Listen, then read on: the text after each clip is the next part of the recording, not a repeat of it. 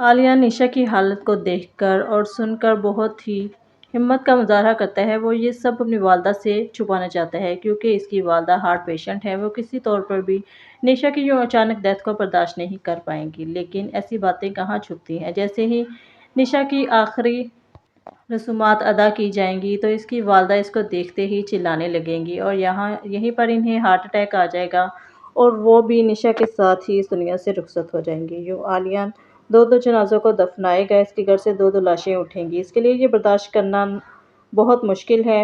وہ ان سب سے فارغ ہو کر ان سے سعد کی والدہ اور سعد کی تلاش میں نکل جاتا ہے، لیکن وہ فی الحال اس کے ہتھے نہیں چڑھتے تو اسے یاد آتا ہے کہ یہ رشتہ الماس نے کروایا تھا۔ وہ فوراً الماس بیگم کے پاس جب پہنچتا ہے تو الماس بیگم دونوں ہاتھ جھاڑ لیتی ہیں اور کہتی ہیں کہ میرا ان سب سے کوئی تعلق نہیں، میرا کام صرف رشتہ کروانا تھا اور اپنی فیس لینا تھا، جو کہ میں نے کروا دیا۔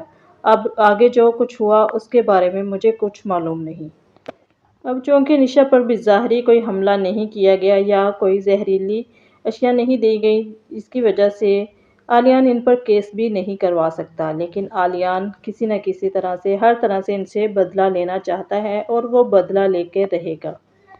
سعد کی والدہ آخر کب تک چھپیں گی؟ آخر ایک نہ ایک دن انہیں اپنا بزنس سنبھالنے کے لیے واپس آنا ہوگا اور جیسے ہی یہ واپس آئیں گی تو عالیہ ان پر گن تان دے گا تو یہ صاف الماس کا نام لیتے گی کہ اس نے میرے بیٹے کے بارے میں جھوٹ بتایا تھا تم سب کو، جبکہ میرا بیٹا ایک سائیکو پیشنٹ ہے۔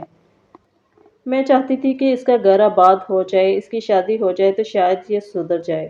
تو عالیان کو الماس بیگم پر بہت غصہ آئے گا، جو کہ صاف مکر جاتی ہیں، تو وہ اب ان کو تو چھوڑ دے گا اور الماس بیگم کی جان نہیں چھوڑے گا۔ الماس بیگم سے بدلہ لینے کے لیے اس کی بیٹی سنبل کو اپنے جال میں پھنسائے گا، جو کہ پہلے ہی اسے پسند کرتی ہے، اور وہ اسی کے ساتھ وہ سب سلوک کرے گا جو ان لوگوں نے نشا کے ساتھ کیا، اور وہ یہی سوچے گا کہ جب تک سنبل کو وہ مار نہ دے اس کے دل کو سکون نہیں ملے گا۔